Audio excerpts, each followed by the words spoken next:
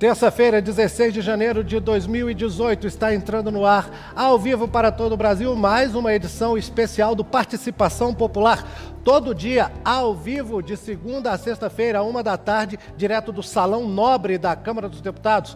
Eu sou Fabrício Rocha e ainda nesse clima de Ano Novo, vamos falar de um assunto que tem a ver com uma das promessas mais populares de Ano Novo. Eu quero parar de fumar. Muita gente fala isso, fala que promete que vai parar de fumar. Esse ano eu paro de fumar. Pois é. E essas pessoas, muitas vezes, buscam alternativas ao cigarro. Uma delas é o cigarro eletrônico, que tem se tornado muito popular em diversos países pelo mundo, mas aqui no Brasil a venda dele ainda não é regularizada, ainda não é uma coisa regulada. Vamos dizer assim, não existe aprovação das autoridades, especialmente da Anvisa. E ainda assim, muitas pessoas compram cigarros eletrônicos e equipamentos parecidos, né, para o vaping, né, a nova onda da substituição do fumo é o vaping, e as pessoas procuram esses equipamentos no comércio ilegal, muitas vezes, né? Muitas vezes eles entram aqui no país por contrabando, de maneira irregular. Por que que o cigarro eletrônico ainda não é regulamentado aqui no Brasil? Para discutir esse assunto, nós trouxemos o pessoal envolvido de vários lados. Nós temos aqui o Dr. Carlos Alberto de Assis Viegas, que é médico pneumologista e professor associado da Universidade de Brasília. Dr. Carlos, bem-vindo à Participação Popular. Obrigado. Obrigado por ter aceito o nosso convite. Nós estamos aqui também representando a indústria. Normalmente a indústria do fumo até não participa dessas discussões, mas agora eles revelaram um interesse muito bacana de participar, de vir aqui, de prestigiar a Participação Popular. E a Ana Lúcia Saraiva é a gerente de Relações Científicas e porta-voz aqui no programa da Souza Cruz. Ana Lúcia, obrigado por ter aceito o nosso convite. Obrigado ao pessoal da assessoria lá da Souza Cruz. Agradecemos o convite, uma oportunidade muito interessante de estar aqui debatendo um tema tão atual e tão relevante para a saúde pública. Muito legal, obrigado, Ana, mais uma vez por ter vindo. Nós estamos aqui também representando a Secretaria de Saúde do Distrito Federal, a doutora Bianca Rodrigues Silva, que é médica, pneumologista também, né, e é responsável técnica pelo Programa de Controle de Tabagismo na Secretaria de Saúde do Distrito Federal. Doutora Bianca, bem-vinda ao programa. Obrigado pelo convite. Obrigado por ter aceito, obrigado à assessoria de imprensa lá de vocês também, da Secretaria de Saúde, né, ter encaminhado isso. E nós temos ainda também a participação por Skype do Rafael Bastos, que é o gerente de assuntos corporativos da Philip Morris Internacional. Rafael, bem-vindo à Participação Popular, obrigado por também ter aceito o nosso convite. Obrigado, Fabrício, obrigado aí à TV Câmara pela oportunidade de discutir aí um tema muito importante para todo mundo. Legal, Rafael. Obrigado à assessoria de imprensa também aí da Philip Morris no Brasil por ter encaminhado essa participação do Rafael aqui com a gente. É claro, nós contamos com você, com as suas perguntas, com as suas dúvidas, as suas opiniões. É por isso que o programa se chama Participação Popular. Você pode mandar para a gente suas mensagens ligando para 0800 619 619. É uma ligação gratuita de qualquer telefone fixo de todo o Brasil. 0800 619 619. Você pode mandar um e-mail, o nosso endereço é participaçãopopular@câmara.leg.br. É tudo junto, uma palavra só, não tem cedilha, não tem espaço, não tem tio. participaçãopopular@câmara.leg.br. Se você usa o Twitter, pode mandar para a gente uma mensagem com o nosso nome de usuário, né? Um tweet com... É só escrever no meio da mensagem, @participaçãopop. Também é uma palavra só, não tem cedilha, espaço, tio, nada disso. @participaçãopop, que aí eu abro na hora aqui a mensagem que você mandar pra gente. Você também pode mandar uma mensagem pelo WhatsApp, 61 996 20 2573. DDD de Brasília, 61 996-202573. E se você estiver acompanhando Participação Popular em um dos canais da Câmara na internet, como o YouTube ou Facebook, você também pode mandar suas mensagens. No YouTube a gente tem o canal de bate-papo durante a transmissão ao vivo do programa, né? Então quase 2 horas da tarde, você ainda pode mandar a sua mensagem que a gente vai receber ela aqui. E pelo Facebook, na página da Câmara dos Deputados no Facebook, você também pode acompanhar a transmissão ao vivo do Participação Popular e mandar as suas mensagens. E tudo isso que você mandar vai se juntar ao material colhido diretamente do centro de Brasília pela minha amiga Jaciene Alves. Jaciene? Olá, Fabrício. Boa tarde. Boa tarde aí para os nossos convidados, para todos que acompanham Participação Popular. Pois é, Fabrício, olha, segundo dados do governo brasileiro, o país tem hoje cerca de 18 milhões de pessoas que fumam diariamente. O número de fumantes no país caiu em mais da metade num período de 25 anos. O estudo, ele considerou o período de 1990 a 2015 e ele foi divulgado aí pelo governo brasileiro, esse estudo, né? O Brasil hoje ele ocupa o 8º lugar no mundo no número de fumantes, mas ao mesmo tempo está entre os países com a maior redução no número de pessoas que fazem uso do cigarro. Durante todo o programa, a gente vai estar aqui na região central de Brasília para ouvir também a opinião das pessoas. Será que a gente se encaminha aí para o fim do cigarro tradicional? Será que quem fuma hoje trocaria o cigarro tradicional pelo cigarro eletrônico? Como você disse, ainda não foi regulamentado, né? Mas a gente estará aqui para ouvir a opinião do povo nas ruas aqui de Brasília, Fabrício. Graciane, então você faz essa pergunta daí, eu faço essa pergunta daqui para quem estiver acompanhando o programa, e enquanto você prepara a resposta para mandar para a gente, pelo e-mail, pelo Twitter, pelo WhatsApp, do jeito que você achar melhor, eu vou mandar um abração aqui, muito especial para a tenista paulistana Bia Haddad, a família dela também, né, que foi a primeira brasileira desde 1965, desde a Maria Esther Bueno, a ganhar uma partida no Australia Open, né, tá lá, então ela ganhou a primeira partida de uma brasileira ganhando no Australia Open desde 1965. Então, um abração para Bia Haddad. No nosso programa, O que é se dar bem na vida, o programa de ontem, segunda-feira, dia 15 de janeiro, a gente recebeu algumas mensagens que não deu tempo para a gente discutir durante o programa, mas eu quero mandar um abração aqui para os autores. O Sérgio Pinto, de Canindé, no Ceará, o João Marcos de Oliveira, que mandou uma mensagem pelo Facebook, e o André Galvão, que mandou uma mensagem para a gente pelo Twitter. Esse dia 16 de janeiro é aniversário de várias cidades em Goiás. Alto Horizonte, Castelândia, Jesúpolis, Nova Iguaçu de Goiás, Panamá e Professor Jamil. Cidades do Goiás estão fazendo aniversário. Em Minas Gerais, São Gonçalo do Pará e no Espírito Santo, Vila Pavão. Aos moradores dessas cidades, um grande abraço. Espero que estejam com a gente nessa edição do Participação Popular, discutindo o cigarro eletrônico, as alternativas ao cigarro tradicional. Vamos começar o nosso bate-papo ainda esperando a sua mensagem, hein? Vou falar primeiro com o Dr. Carlos Alberto, professor da Universidade de Brasília.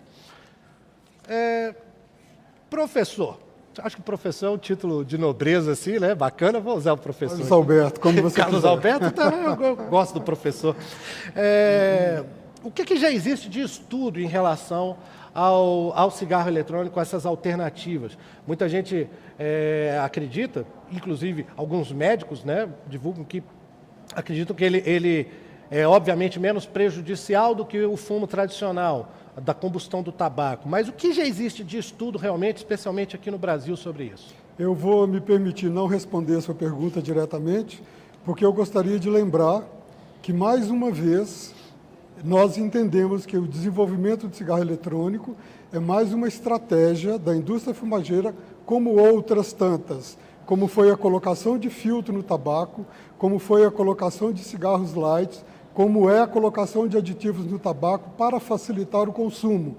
Então, como a indústria fumageira percebeu, como você disse muito bem, que no Brasil nós tivemos uma grande redução do cigarro tradicional, eles não querem perder esse mercado e desenvolver o cigarro eletrônico com o argumento de que isso faria bem à saúde.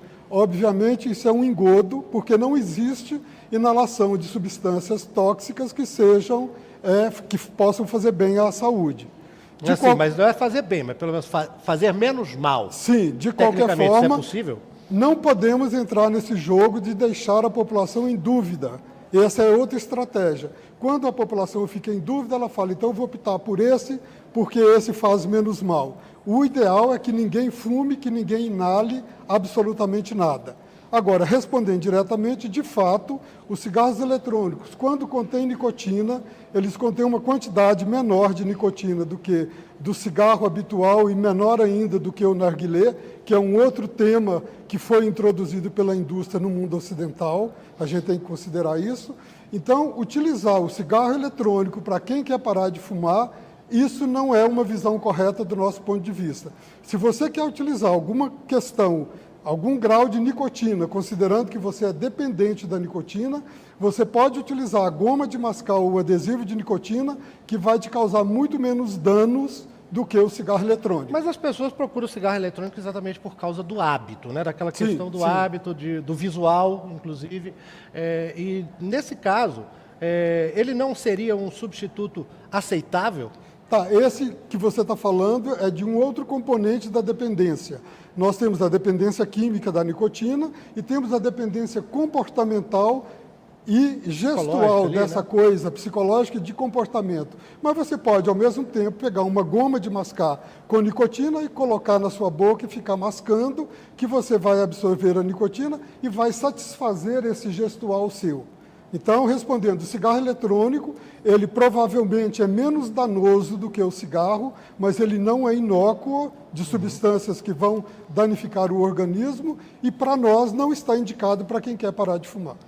Eu já vou jogar logo a bola aqui para Ana Lúcia Saraiva, que veio representando a Souza Cruz, né, gerente de Relações Científicas. Ana, o professor Carlos Alberto até falou, né, que agora a indústria está se interessando pelo cigarro eletrônico, quer passar a vender o cigarro eletrônico, mas, na verdade, a indústria até demorou para pegar isso, porque ele começou a ser desenvolvido fora da indústria de fumo, realmente, né? Assim, já há algum tempo que existe o cigarro eletrônico, e outros equipamentos parecidos foram desenvolvidos bem longe até da grande indústria, né? É verdade. Eu acho que a primeira coisa que precisa ficar bem esclarecida para a população é quando a gente fala dessa categoria de novos produtos, a nova geração de produtos de tabaco, é importante que se entenda que existam dois produtos bastante diferentes. Um é o cigarro eletrônico, mais conhecido como vaporizador, que contém a nicotina solubilizada em um veículo que é vaporizada e assim inalada, e existe também o produto de tabaco aquecido. A posição da indústria é que a gente deve oferecer um portfólio de produtos para que o consumidor faça a sua escolha e decida por qual composto ele vai utilizar. Inclusive o cigarro tradicional. Inclusive o cigarro tradicional, é exatamente nesta proposta que é a estratégia da British American Tobacco, o conglomerado ao qual a Souza Cruz pertence. Eu respeito e entendo a opinião do professor Viegas, mas no nosso entendimento a gente está falando de uma evolução. Assim como foi o rapé, que era utilizado no século XIV, depois os cachimbos, depois os snus, que é um tipo de produto que também não tem combustão, que é utilizado nos países nórdicos. O cigarro tradicional agora é o eletrônico. A gente entende que é uma evolução da indústria. Existe sim um componente tecnológico muito grande e, como você mesmo falou, ele começou a ser desenvolvido de forma comercial em 2003, quando ele foi patenteado por um japonês. E, como você disse, isso foi feito fora da indústria. E a indústria, então, decidiu perseguir mais essa, digamos, estratégia. Agora, o desenvolvimento de um cigarro de menor risco ou de um produto de tabaco de menor risco sempre foi o objetivo primordial da indústria. Mesmo sendo cigarro tradicional, você diz. Mesmo como cigarro tradicional. A própria Souza Cruz e a BAT trabalham há anos nisso. Nós temos mais de 1.500 pessoas em diversos R&Ds, ou centros de pesquisa e desenvolvimento ao redor do mundo, trabalhando nesse sentido. Tá certo, Ana. Antes da gente continuar o papo aqui no estúdio, vamos de novo lá ao centro de Brasília, porque a Jaciene Alves já estava chamando a gente, né, Jaciene? É isso aí, Fabrício. Eu vou conversar aqui com a Leia. Ela é publicitária, hoje aposentada, mas fumou por 20 anos, né? E começou a fumar aos 40 anos, né, Leia? Por que você começou a fumar? Eu achava muito bonito, eu achava chique mulher fumar. Não tinha noção do dano que o cigarro causa, né? Então eu fumava achando bonito. Hoje é comum as pessoas começarem aí mais jovens, né? 15, 18 anos, mas você começou já aos 40. Já, aos 40, porque achava bonito. Mas também é o seguinte, hoje, apesar do pessoal estar começando mais cedo, também existe um conhecimento maior do mal que a nicotina faz. Então também isso hoje é bom, que na minha época não se falava nisso. Só se falava que era bom, que era ótimo, que era bonito, que era companhia, não sei o quê. Então eu comecei a fumar. Você fumou por 20 anos? Por 20 anos. Parou por quê? Porque achei que era uma bobagem. Gastar dinheiro e saúde, então botei na prateleira e nunca mais peguei. Agora, foi muito difícil largar o cigarro? Muito fácil. Quem diz que é muito difícil são os fabricantes, sabe? Que tem necessidade de manter esse mito de que é muito difícil. Você não vai deixar um cigarro ser mais forte que você, né? Mas você disse que foi fácil, a gente escuta as pessoas falarem que é muito difícil também, quem fuma. Eu não achei, achei fácil. No dia seguinte já não sentiu vontade? Nunca mais. A minha vontade de parar era maior do que o vício. E eu acho que é isso que as pessoas têm que se conscientizar. Faz mal, é veneno, então você tem que ser forte. Você conhece o cigarro eletrônico? Já ouvi falar, mas não conheço. Não conheço. Mas deve ser uma droga também, né? Tá certo, Léa. Muito obrigada pela sua participação. Fabrício. Valeu, Jacê. Legal a opinião da Leia, né? Então, a ex-fumante que não viu problema para parar de fumar, conseguiu fácil até, mas os nossos espectadores não têm um depoimento muito parecido, não. Chegou para a gente uma mensagem pelo WhatsApp da Cris Santana, de São Paulo. Ela diz: meu pai fuma há mais de 50 anos e tentou várias formas de parar e nunca conseguiu. Já que ele não quer parar, esse cigarro eletrônico é uma opção para ele fumar? É menos tóxico? Me ajudem. É um bom assunto para jogar aqui para a Bianca Rodrigues Silva, que é responsável técnica pelo Programa de Controle de Tabagismo da Secretaria de Saúde do Distrito Federal. Bianca, se o pai dela não quer parar de fumar, o que pode ser feito? Porque também é um direito dele. Se ele está dizendo, não, estou bem assim, eu quero continuar fumando, como é que a família vai convencer ele a parar de fumar? Uma coisa que eu queria deixar clara aqui, que não existe nenhuma opção de fumo, de utilização do tabaco que seja inócua, que seja segura. Então, todas as formas podem gerar doenças, podem gerar algum grau de comprometimento. Existem duas formas novas, que é o cigarro eletrônico e o cigarro aquecido, que estão no início aí principalmente o aquecido, né, das pesquisas, recente, né? São mais recentes, e a gente vai poder ver o impacto disso um pouco mais à frente, né? A gente não tem resposta para isso agora, mas todos eles têm nicotina. No cigarro aquecido já foi isolado 56, é o mesmo tabaco que é usado no cigarro convencional, ele só não alcança aquela temperatura X que o cigarro convencional alcança. Então, assim, você tem concentrações, a indústria coloca para a gente que existem concentrações menores dessas substâncias cancerígenas, mas as substâncias cancerígenas estão lá. Então, em concentrações menores, o impacto disso vai ser menor. O fato de ter 90% menos substâncias, as concentrações estejam 90% abaixo do que é encontrado no convencional. Não significa dizer que você vai ter 90% menos casos de câncer ou de qualquer outra doença. Né? Agora, o impacto disso a gente não sabe. Pois é, tudo isso a nossa tentativa como resposta, médico, né? nunca vai ser a de tentar arrumar uma alternativa. A nossa resposta como médico vai ser sempre a de tentar convencer o paciente a parar de fumar. E não a de encontrar uma alternativa menos ruim para o paciente. Mas e os medicamentos que existem, como o Ziban, Champix, Nicorette, Niquitin, tudo isso, que eles são substitutos também de nicotina, né? Podem ser utilizados e devem ser utilizados naquele paciente que quer parar de fumar, porque também se ele não quer, não adianta. Pois é, aí depende principalmente da vontade própria, né? Exatamente. Para o paciente que não quer parar de fumar, é difícil para a gente vai tentar... Eu, como médica, não sento no meu consultório para um paciente que não quer parar de fumar e digo para ele, troca pelo cigarro eletrônico. Não. Eu vou tentar trabalhar ele a cada consulta no sentido de sensibilizando ele e tentar convencê-lo a parar. Mas aí também é uma parte técnica, Bianca. Por que esses medicamentos, como os que eu mencionei aqui, Champix, Ziban e tudo, não sei o quê, eles são reconhecidos, são utilizados, mas eles não cigarro eletrônico não? Eles não têm o poder aditivo que a nicotina tem. Eles não geram a dependência química que a nicotina gera.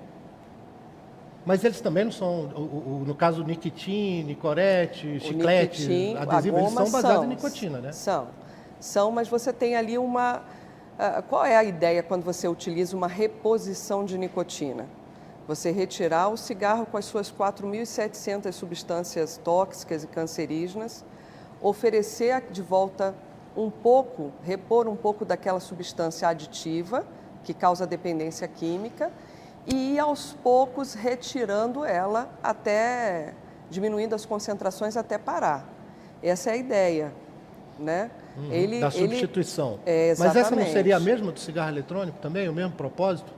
Não é o que eu observo, por exemplo, e o que a maioria das pesquisas observam em relação ao cigarro eletrônico.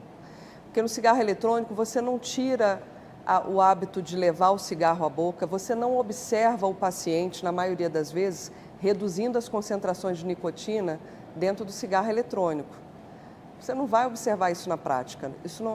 ele continua ligado ao cigarro, continua ligado a uma substância, você tem dificuldade de controlar a quantidade de nicotina que ele está usando, porque, a bem da verdade, não existe uma regulamentação para esse produto.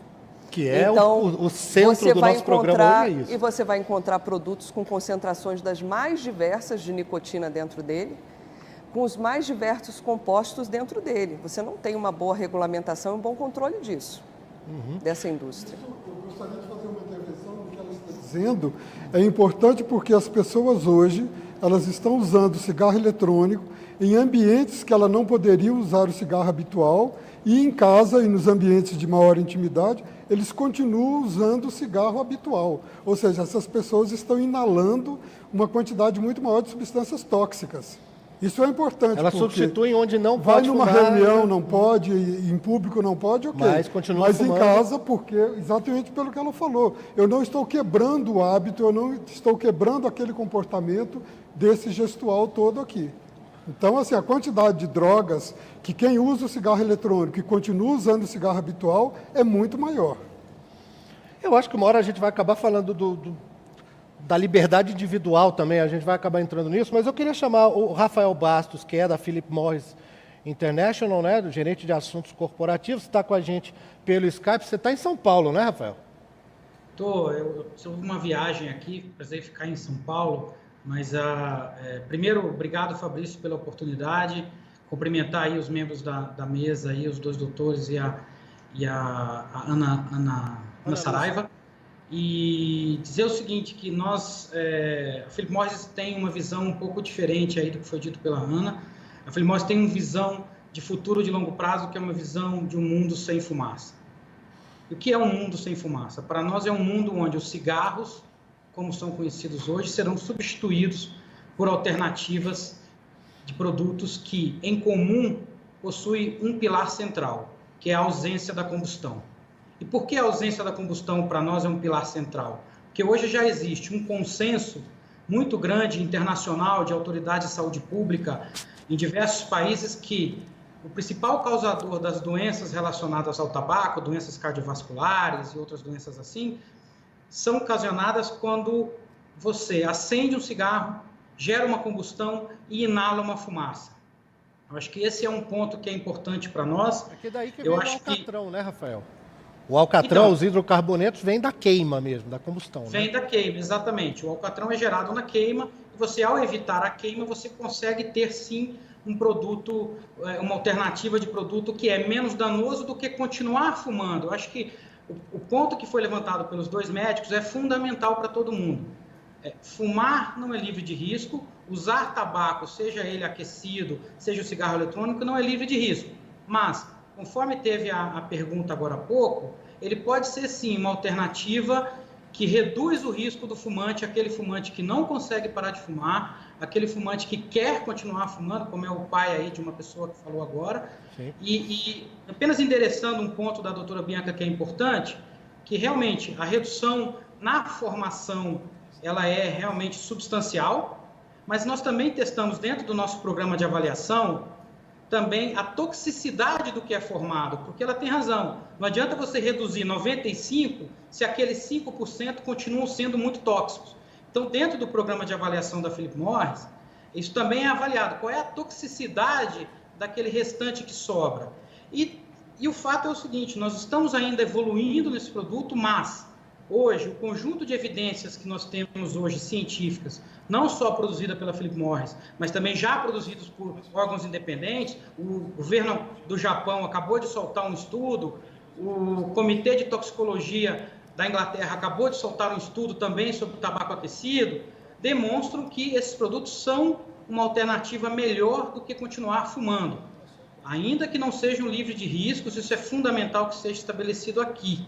Mas, na nossa visão, esse conjunto de evidências já é suficiente para que a gente possa discutir o tema e ter, talvez, uma política um pouco mais pragmática, onde a gente entenda que alternativas não são conflitantes com as políticas de cessação ao tabaco.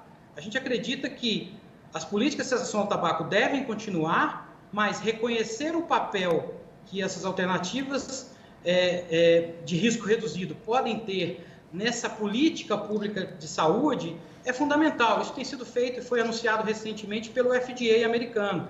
O presidente do FDA e o seu diretor de tabaco acabaram de anunciar um plano de longo prazo onde eles têm um pilar que é reconhecer o papel dessas alternativas e o que elas podem representar no ponto de vista, ou na política de saúde pública como um todo. Acho que isso é fundamental. Eu sigo aqui à disposição. Não, mas eu quero fazer uma pergunta para você, que eu estendo aqui para a Ana também, né? É uma questão mais mercadológica, exatamente. No caso que você está falando, a Philip Morris está fazendo um shift, né? O que se diz aí na linguagem administrativa, é uma mudança completa do próprio modelo de negócio dele, da visão e do modelo de negócio. E não se faz uma visão dessa sem um estudo detalhado da possibilidade do mercado. E aí eu te pergunto, qual é o público que, no caso, a Philip Morris busca atingir com esses novos produtos, com essa linha agora dos produtos que substituem o fumo exatamente? É o público já fumante ou os não fumantes também? Porque em outros mercados, no exterior, por exemplo, a gente vê que muitas pessoas mesmo mais velhas que nunca fumaram, mas estão aderindo ao vaping. E qual é o público, então, que a indústria busca? Sim, acho que você colocou um ponto importante, ou seja, no nosso caso foram mais de 10 anos de pesquisa para se chegar a um portfólio importante, e eu acho que essa questão do público, nós podemos usar um dado aqui que fica mais simples, que a Organização Mundial da Saúde estabelece que em 2025 nós vamos ter mais de 1 bilhão de fumantes no mundo. O Brasil hoje possui quase 20 milhões de fumantes. Eu acho que existe aí um público que deve, ou que poderia, ou que talvez tenha o direito de ter informação sobre alternativas e também acesso a essas alternativas, principalmente aqueles que não querem ou que não vão parar, como é o caso aí de uma ouvinte aí que mandou uma mensagem. Eu acho que o público fica sendo esse público de fumantes que hoje não vão largar o cigarro ou não conseguem largar o cigarro. Passo para a Ana aqui para falar um pouquinho sobre isso também. Sobre isso, mas eu gostaria de remeter rapidamente à pergunta que veio, porque eu acho que ela endereça um conceito público, de saúde pública muito importante, que é o conceito de redução de dano. Ou seja, é continuar fazendo uso de um produto que tem um risco inerente, sem, portanto, abandoná-lo. Então, é justamente esse tipo de consumidor, esse tipo de... Um inveterado. Esse tipo de consumidor, ou esse tipo até de paciente, que essa geração nova, de novos produtos de geração, justamente endereça. Ele quer continuar fazendo uso. E ainda que a gente fale que existe nicotina, e isso é verdade, embora alguns produtos que a minha empresa fabrica, por exemplo, e comercializa na Europa, tenham zero nicotina, eu desconheço a literatura científica que conecte o uso e o consumo da nicotina com doenças, por exemplo, tabaco relacionadas, e aí eu estou falando de DPOC, de doença pulmonar obstrutiva crônica, alguma coisa mais séria. A nicotina é vasoconstritora, né? Ela é um alcaloide que ativa no sistema nervoso central, ela pode relaxar e ela também pode trazer uma certa excitação. Agora, voltando ao público, que é a sua pergunta principal, sim, nós também, da mesma forma que o Rafael endereçou, a nossa busca é justamente por essa pessoa que quer continuar fazendo uso desse produto, ou seja, esses fumantes que querem continuar fumantes. Existe uma preocupação muito legítima com as autoridades de saúde quanto a ser uma porta de entrada, ou seja, uma pessoa que nunca fumou fazer uso desse produto. Me parece um ponto meio contraprodutivo, ou que não faz muito sentido. Eu vou te dar um exemplo. Seria a mesma coisa que ensinar uma pessoa a escrever num tablet e ela querer voltar a escrever usando papel e caneta. Esse é o meu entendimento. Ela fica capaz de escrever no papel e caneta, mas você acha que não haveria a migração do vaping para o fumo tradicional? Olha, eu te digo, não sou nem eu que acho. Existem pesquisas, porque algumas autoridades públicas estão muito avançadas nesse sentido, e o Reino Unido é um exemplo deles. Existe uma ONG chamada ASH, no Reino Unido. Existe uma outra instituição pública ligada ao Ministério da Saúde deles, chamado Public Health England. Eles fazem pesquisas com menores de idade, coisa que nós, a indústria, não fazemos, e as pesquisas estão aí publicadas em jornais internacionais, justamente provando que os níveis de prevalência de menores para esse tipo de produto são muito, muito baixos.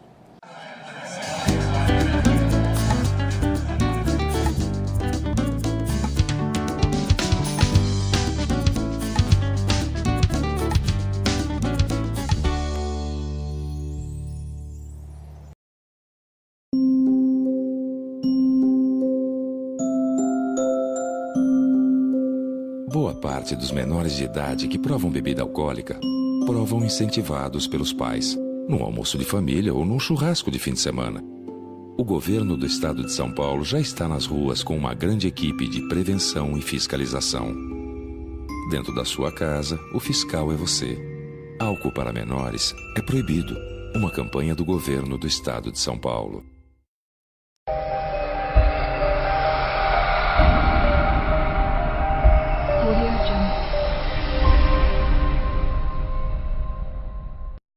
Trabalhador da construção civil. Estar sindicalizado ao seu sindicato fortalece a luta por ganhos salariais e pela manutenção de benefícios nas campanhas salariais. Associados do sindicato têm à sua disposição assessoria jurídica gratuita em processos trabalhistas e atendimento odontológico gratuito. Vários convênios com desconto em consultas médicas especializadas e exames laboratoriais, cursos técnicos e de graduação, atividades de lazer e muito mais para você e sua família. Informe-se sobre como se sindicalizar no 3348-2508 ou pelo WhatsApp 992754521.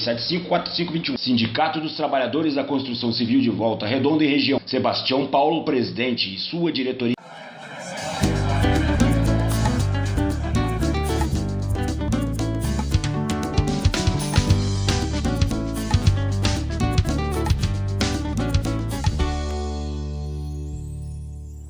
Vamos de novo lá ao centro de Brasília. Só um minutinho, doutor, porque a Jaciene Alves chamou a gente lá do centro de Brasília. Jaciene, com você. Olá, Fabrício. Olha, a gente vai conversar aqui com o Sanches, passando aqui pela região central de Brasília, e vamos ouvir a opinião dele também. Sanches, você faz o quê? Bem, eu faço contabilidade e trabalho administrativamente. Você fuma, atualmente você se considera fumante? Como é que é a sua relação com o cigarro, né? Olha, o cigarro comum eu não fumo muito e esporadicamente numa festa, estou bebendo, enfim, mas cigarro mesmo eu não fumo. Você começou a fazer uso do cigarro com quantos anos? Olha, 18, 19 anos foi a época que eu experimentei. Hoje você está com? 26. 26 anos. E você começou a experimentar o cigarro por quê? Olha, foi mais curiosidade mesmo, né? De chegar assim e falar, vou experimentar, ver como é que é. Mas não teve um motivo muito específico para isso. Foi bebendo, em bar, esse tipo de coisa. E você conhece o cigarro eletrônico? Conheço o cigarro eletrônico. Você já usou? Já utilizei. Como é que foi? Você trocaria o cigarro tradicional para usar só o cigarro eletrônico? Olha, se eu fosse um fumante que fuma, já tem o hábito de fumar diariamente... Todo dia, eu indicaria sim, porque ela é uma opção, não vou falar saudável, mas ela é menos prejudicial do que o cigarro comum. Então, para aqueles que fumam, eu indicaria sim.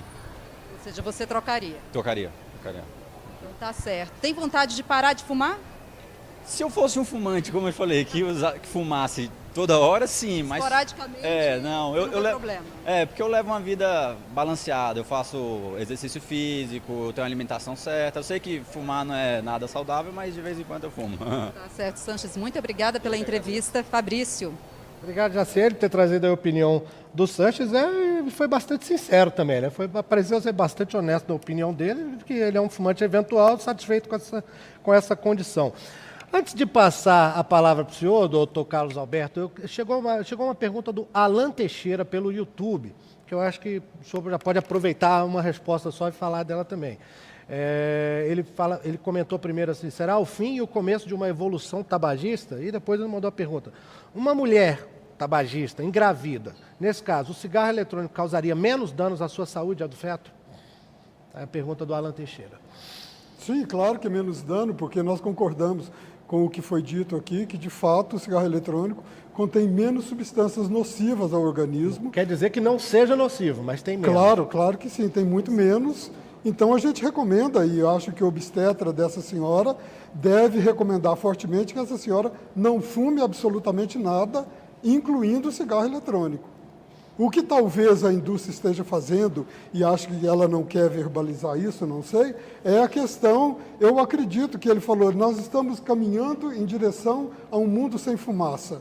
Por que não caminhar em direção a um mundo sem nicotina nesta forma que nós utilizamos?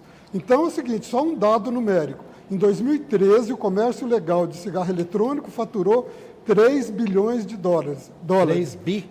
Em 2013. Mundial, isso. Isso. Em 2017, a expectativa é que eles faturem 30 bilhões de dólares. Ou seja, existe uma questão de grana, de capitalismo envolvida aí, que precisa também ser dita. Né? Porque eu posso utilizar, se eu não consigo parar de fumar, se eu não quero, se a minha opção é continuar usando nicotina, eu posso usar o adesivo de nicotina ou a goma de nicotina, que é muito menos danosa para o organismo e é muito mais barata. Pois é, mas aí é que eu queria saber, existe, o que existe de comprovação, de teste, de estudo, que mostra que, por exemplo, esses medicamentos, ou o adesivo, ou chiclete de nicotina, eles são menos danosos do que o cigarro eletrônico, que inclusive existem modelos sem nicotina. É isso que eu queria...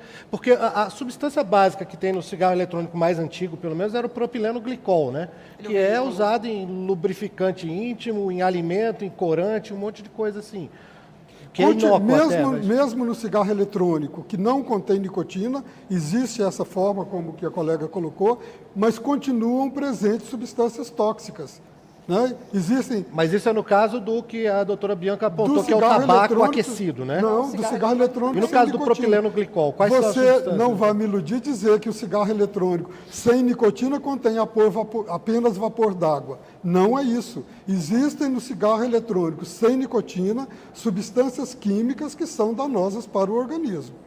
Acho que a Ana queria fazer uma contradita aí. Não, eu queria inclusive concordar. Com relação à grávida, definitivamente grávidas e menores de idade não devem consumir nenhum tipo de tabaco. Concordo com um dos meus colegas aqui.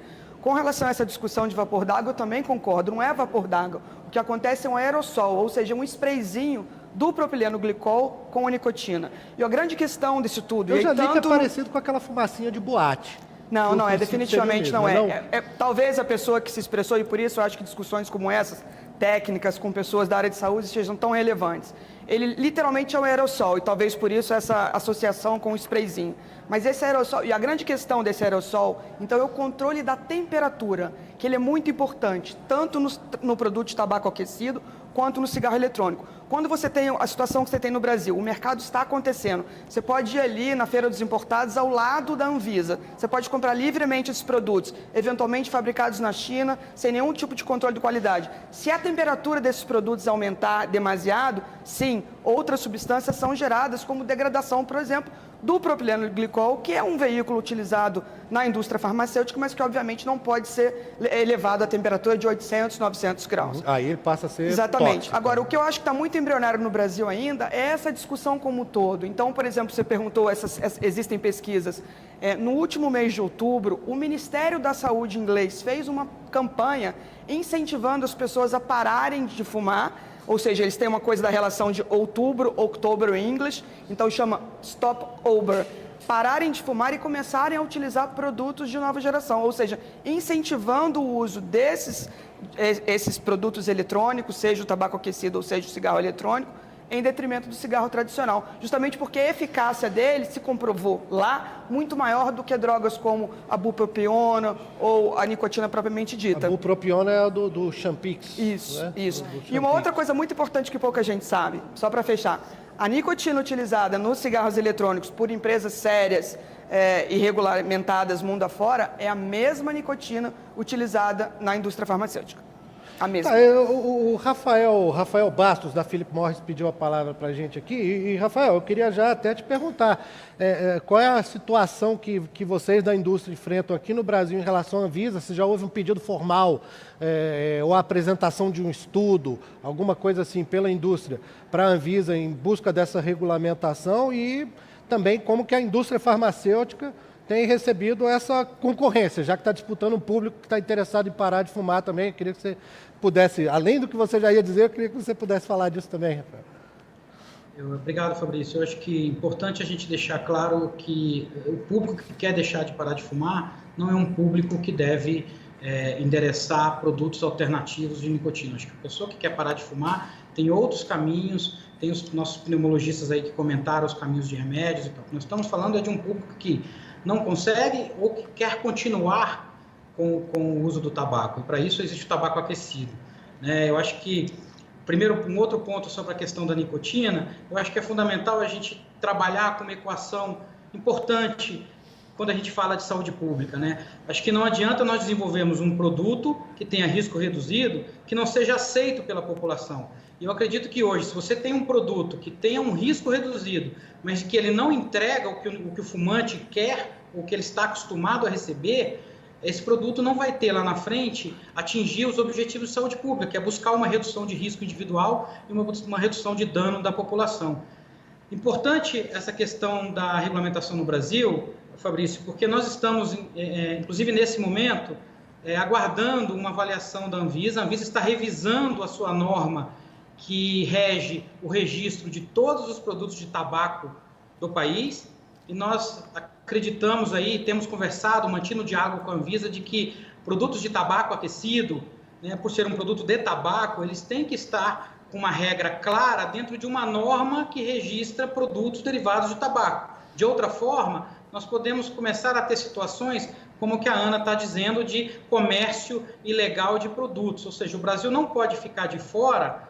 O Brasil tem que se juntar nesses mais de 30 países hoje que já estão recepcionando o tabaco aquecido como uma forma de regulamentar, e regulamentação traz não só a segurança jurídica para a indústria séria, para a indústria legal, mas ela também traz critérios claros para que a área técnica da Anvisa, para que os fiscais que estão na rua todo dia possam entender o que é um produto legal e o que não é um produto ilegal. Eu acho que esse ponto é fundamental. Nós acreditamos muito nessa decisão da Anvisa aí, que está nesse momento novamente revisando a norma de registro de produtos de tabaco, porque o tabaco aquecido, ele é um produto derivado de tabaco, né? Temos uma discussão um pouco diferente com o cigarro eletrônico, que é um produto que aquece uma nicotina líquida que pode ou não ser derivada do tabaco, mas o produto tabaco aquecido, ele é o tabaco, a matéria-prima é a mesma, vem da folha de tabaco, mas ele é manufaturado e processado de forma que ele consegue entregar ao fumante a nicotina, o pico de nicotina, muito similar ao que ele encontra no cigarro. Diferente um pouco dos adesivos, diferente um pouco do cigarro eletrônico. Por que a pessoa, às vezes, o cigarro eletrônico fuma muito, ou fica usando muito? Porque ele demora a ter a satisfação que ele está acostumado com o cigarro individual, com o cigarro combustível, né? O cigarro que pega fogo. Por isso, essa equação que eu comentei é muito importante, e acho que nós temos aí confiança de que a Anvisa vai caminhar para estabelecer regras claras aí no Brasil e que as empresas legalmente estabelecidas possam disputar um mercado que hoje é 100% ilegal. O mercado brasileiro hoje de novos produtos é 100% ilegal. E o que nós estamos pedindo é, nos deixe disputar um mercado que hoje já existe e que hoje está sendo vendido produtos ali a 300 metros da sede da Anvisa. Então, essa é uma preocupação que nós temos como empresa. Tá bom, Rafael. Bom, vamos a algumas mensagens que chegaram dos espectadores. A professora Marta Sueli de Brejões, na Bahia. Beijão, Marta. Tava com saudade das suas mensagens. Ela sempre acompanha a Participação Popular e participa realmente. Ela disse: meu pai trabalhou muitos anos com fumo. Ele não fumava, mas respirando naquele ambiente ele adoeceu e o diagnóstico foi que o fumo teria afetado seus pulmões. Morreu de câncer no pulmão sem nunca ter fumado. Cigarro eletrônico não creio que seja a solução. A solução hoje é deixar de fumar para quem quer saúde. E, do outro lado, o Carlos, que não disse o sobrenome, o Carlos daqui de Brasília, mandou para a gente uma mensagem pelo WhatsApp. Ele dizendo: eu já fumei narguilé, cigarro de palha, e o narguilé eu parei. Já fiz vários tipos de tratamentos para parar de fumar de vez, como Niquitin, Nicorette, não adiantou. Quando eu vi vaporizador, comprei e estou usando hoje. Tanto os de 0% de nicotina e os de 0,3%.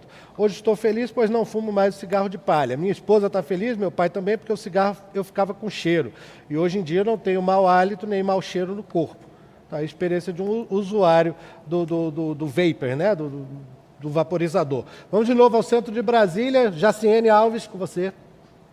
Fabrício, a gente vai conversar aqui com a Carmen Martins, ela é administradora, é uma ex-fumante, mas a filha dela começou a fumar com 15 anos, hoje tem 36 anos, ainda não conseguiu largar o cigarro, e você tenta ajudar sua filha a largar o vício, né? Sim, eu já comprei para ela aquele cigarro eletrônico. Quando a pessoa não quer parar de fumar, não adianta você pegar cigarro eletrônico, aquelas pastilhas, a pessoa sempre arruma outra alternativa. Você acredita no fim do cigarro tradicional? Você acha que as pessoas com o tempo vão preferir aí o cigarro eletrônico? Eu acredito que não. Por quê? Porque o pessoal gosta do cigarro tradicional, né? Eu acho que a pessoa, quando fuma o cigarro tradicional, é mais difícil ele parar de fumar. E o cigarro eletrônico, para quem não quer parar de fumar, não para de jeito nenhum. É a mesma coisa aquelas pastilhas. A pessoa tem que querer, que foi o meu caso. Quando eu quis parar de fumar, simplesmente joguei cigarro fora e parei mesmo. Você não fez uso de nenhum outro produto? Nada. Simplesmente o médico falou que eu tinha que parar de fumar e eu parei. Agora, com relação ao cigarro eletrônico, qual é a sua opinião? Olha, para quem fuma muito tempo é besteira. Não para não. Mas faz mal, na sua opinião? Sim, porque você está ingerindo nicotina de outra forma.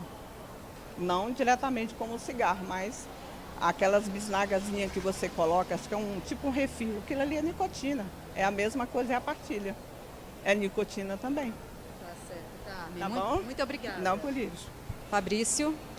Valeu, Jaciene, obrigado aí pelo depoimento pessoal da Carmen também, né? É uma opinião diferente do que a gente espera até quando está debatendo esse tipo de coisa.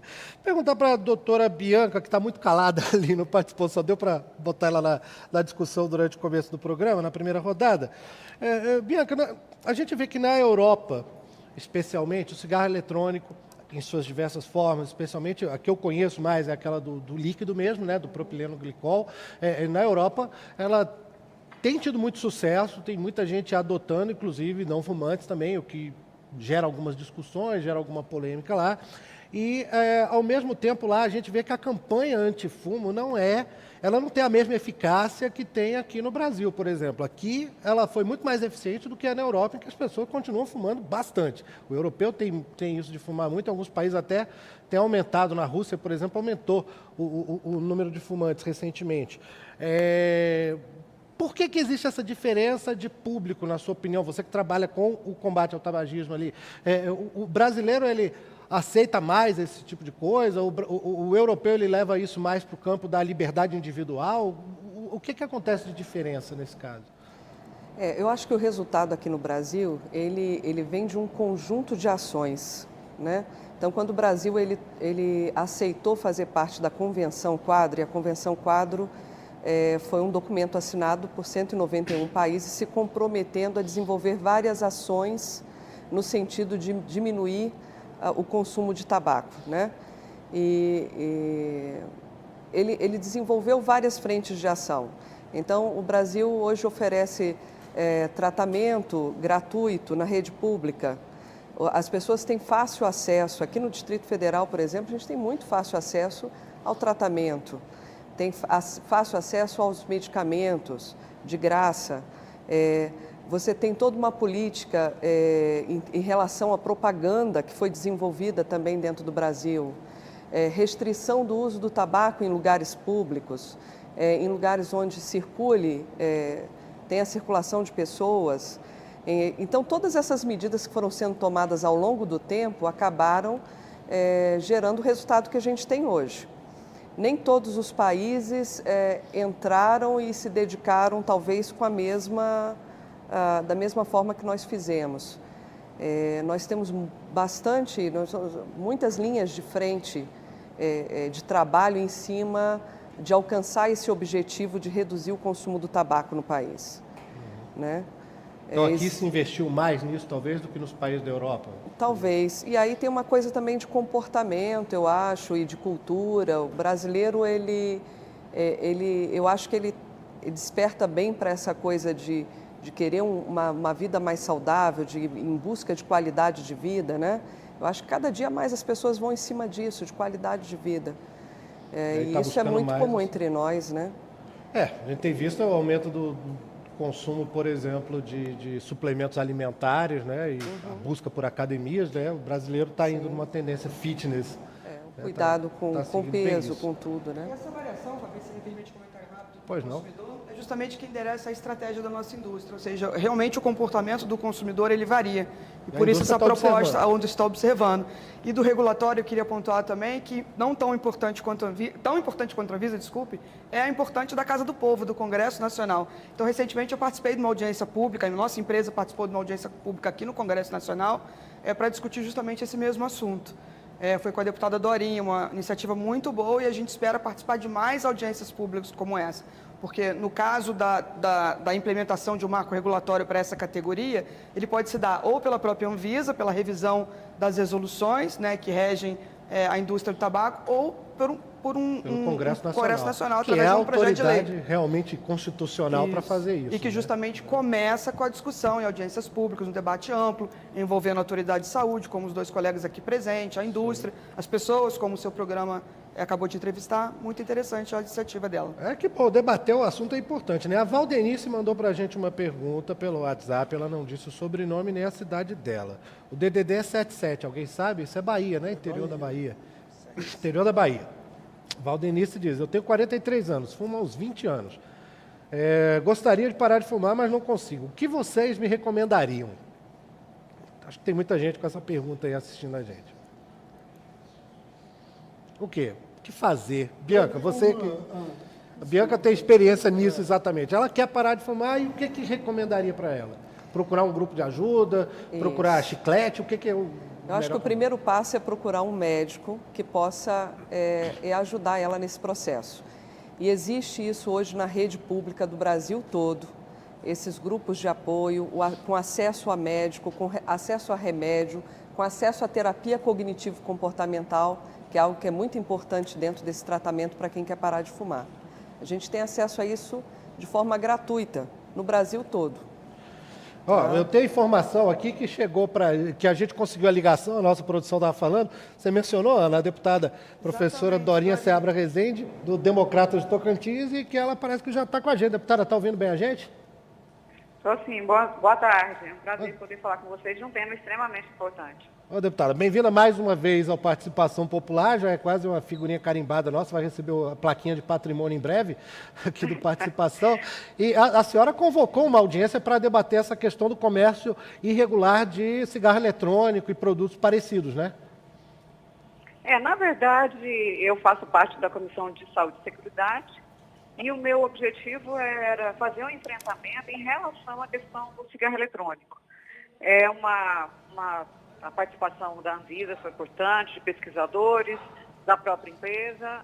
Na verdade, a nossa ideia é começar um debate nessa ideia da produção de cigarro eletrônico, a redução de danos, a preocupação que nós temos em relação à indústria e ao consumo, né, do tabaco no nosso país e principalmente na verdade, a orientação às famílias, à juventude, à produção de pesquisa, porque precisa ter dinheiro para investir em pesquisa. É um tema importante que afeta de maneira bastante, a gente pode ver o envolvimento da sociedade, mas afeta praticamente todas as famílias, têm ou já tiveram uma situação do consumo do tabaco. E o cigarro eletrônico, embora não seja comercializado no Brasil, ele não é uma substância proibida. Então, se tem problema, por que ele circula livremente? Se não tem, por que não reduzir custos se realmente ele pode ter uma redução de dano? Eu não estou tomando nenhuma posição, mas a ideia nossa é fazer a provocação do debate, do desenvolvimento do maior número de pesquisa nessa área. E, deputada, eu queria perguntar para a senhora por que até hoje, então, não houve esse debate, que ele não foi aprofundado, não se chegou a uma posição em relação a isso, mesmo que seja pela proibição total da venda desses equipamentos, que, como a senhora disse, não é que ele seja proibido, mas ele não tem regulamentação, e por isso ele não pode ser comercializado, né? Então, o que impede que até hoje... O que impediu, pelo menos até hoje, que se chegasse a uma regulamentação ou mesmo a uma legislação feita pelo Congresso sobre o assunto? Olha, eu acho, primeiro, o tema não enfrentado, até porque a impressão que a gente tem é que ninguém se interessou na discussão do ponto de vista do Congresso, né? Na participação da Anvisa foi um dos questionamentos, eles falam que aguardam dados, pesquisas, que ainda tem pouca pesquisa produzida, né, e isso é uma coisa que o governo brasileiro tem que financiar, tem que se preocupar, porque, na verdade,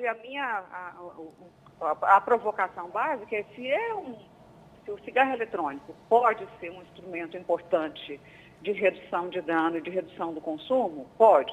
E que medida, do ponto de vista de gestão pública, pode ser tomada?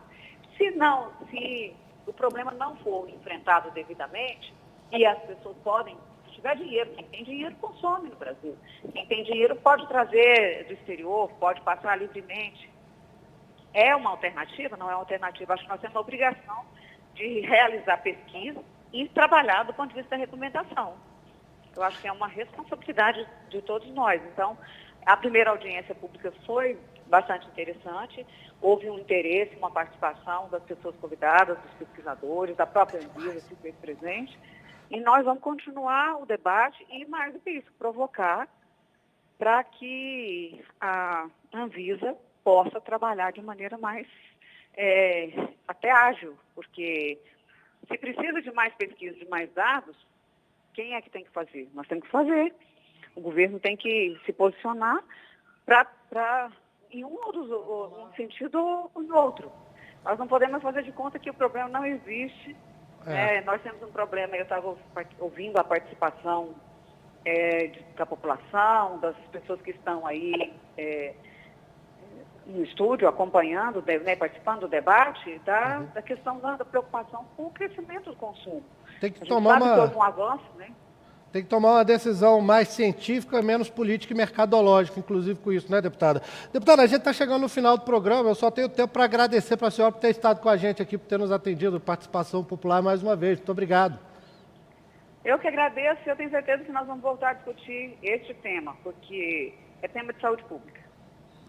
Perfeito. Deputada professora Dorinha Seabra Rezende, do Democratas de Tocantins, aqui com a gente no Participação Popular. A gente realmente está chegando ao fim dessa edição, mas eu quero pedir, então, uma última palavrinha de cada um dos nossos convidados aqui. Professor Carlos Alberto de Assis Viegas, médico pneumologista da Universidade de Brasília. Muito obrigado por ter vindo aqui participar do nosso programa. Foi um prazer, eu agradeço. A mensagem que eu gostaria de deixar para os fumantes que não conseguem parar de fumar e que querem parar de fumar é que, verdadeiramente, o primeiro passo para alguém parar de fumar é querer parar de fumar. Você querer parar de fumar e buscar os tratamentos que já existem, que a colega Bianca colocou. Muito obrigado, professor Carlos Alberto. Ana Lúcia Saraiva, gerente de Relações Científicas da Souza Cruz, representante da British American Tobacco aqui no Brasil. Muito obrigado por ter vindo e, mais uma vez, agradecimento ao pessoal da Souza Cruz por ter providenciado a entrevista. Eu é quem agradeço, foi um prazer e, mais uma vez, essa necessidade é muito explícita, essa discussão mais técnica. Só uma ponte com o que disse a deputada Dorinha há pouco, a importância das pesquisas, elas são muito relevantes, principalmente no país onde o produto está banido. E, nesse sentido, as pesquisas hoje estão proibidas da forma que a resolução da Anvisa está descrita, inclusive em nível laboratorial. Então, por exemplo, hoje a empresa, se eu quisesse trazer algum produto para testar no Brasil, ainda que para testar o nível de substâncias científicas, mesmo que fosse para teste? Mesmo para teste, esse impeditivo existe. Nós tentamos fazer essa importação e isso foi negado por parte da Anvisa. A ignorância não leva a nada, né, também. Não pode ignorar simplesmente a existência. Mas obrigado, então, mais uma vez, Ana, por ter vindo aqui ao programa.